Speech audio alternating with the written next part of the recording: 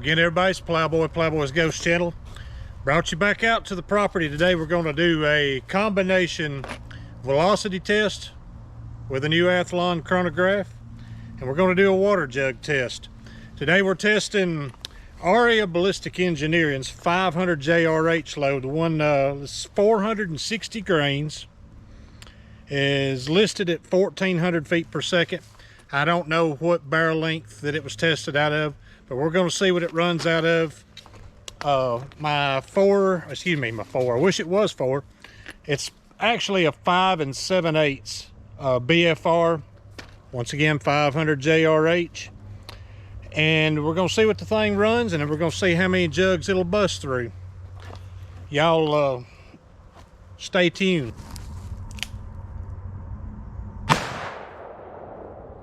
$1,285.1, 1,270.0, 1,281.8, 1,290.4,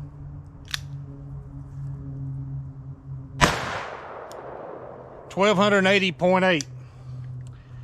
That's 5 rounds. Cases extract pretty daggum easy. Let's see here. Scroll through and see what we got. If I can put you up here where you can see my goofing around stuff here. All right, if I can remember how to do this.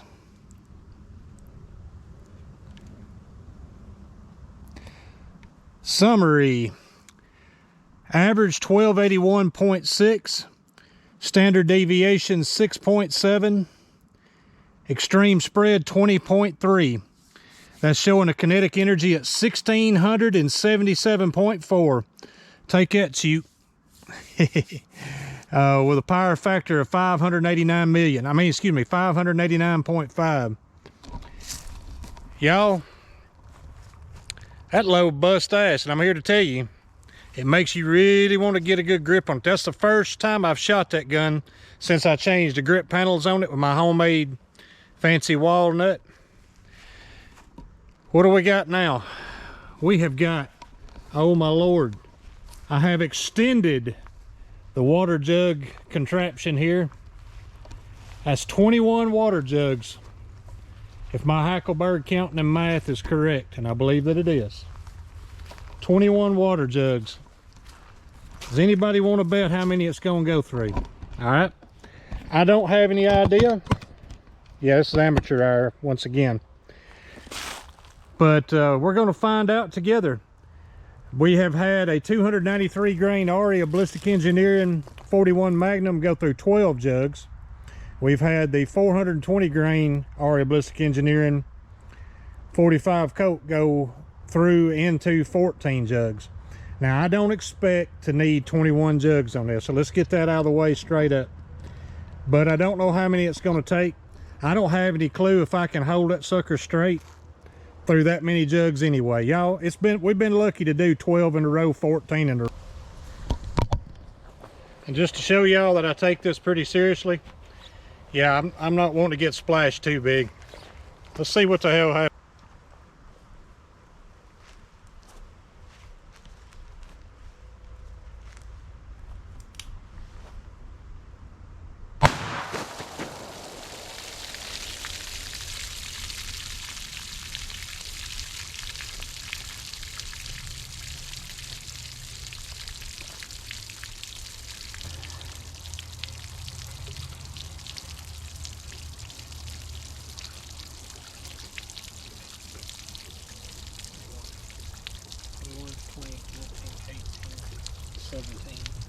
Y'all, that one right there tracked low, so I've already started replacing jugs, but I did find it. I found it in the 17th jug.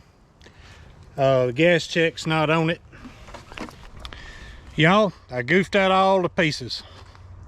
I aimed a little low, and I got that bullet out of the bottom of the 17th jug. 17 jugs. It was absolute carnage, and I've just goofed it all up, but by pulling a little bit low. But y'all, I didn't bring enough jugs to really redo this.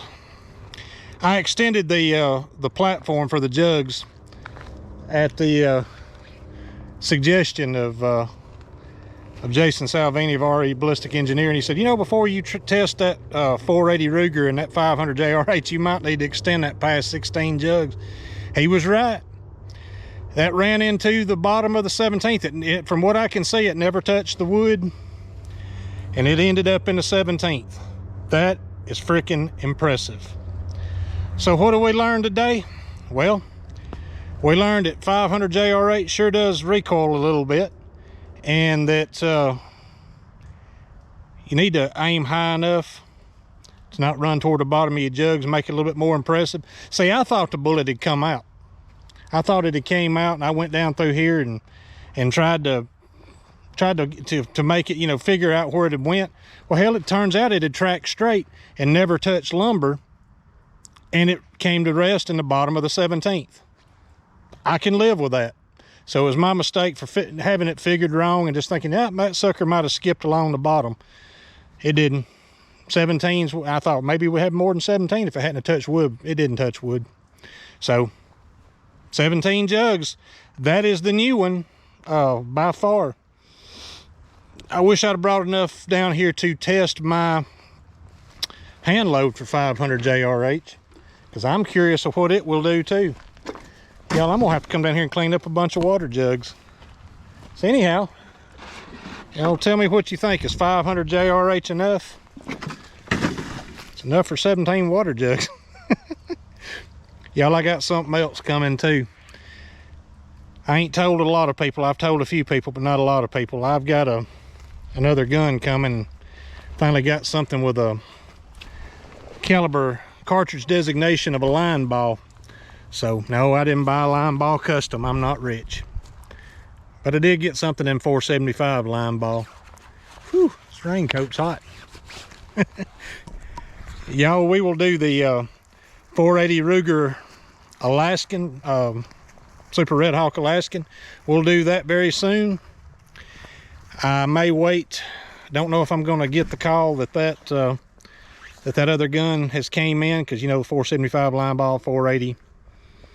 We can do a lot of things at the same time with the two of them. Some of it with the same ammunition, with the 480 ammunition. We can do it both guns, and have the be able to test both the 2.5 inch Ruger Alaskan and the 5.5 inch that I got coming.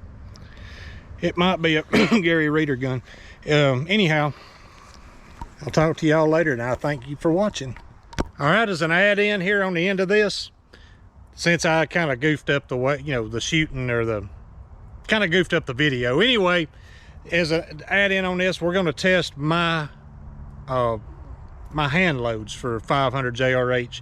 These are a Lee 501 440 gas check bullet. They actually weigh 454 grains. I put in 454 grains on the chronograph. Let's run 5 of these and see what they run, just for the heck of it. This is not a comparison to the Aria Ballistic Engineering, but it's just to give us something a little more to do, since I loaded up everything, come down here, put on the raincoat, got soaking ass wet. And let's see what it runs.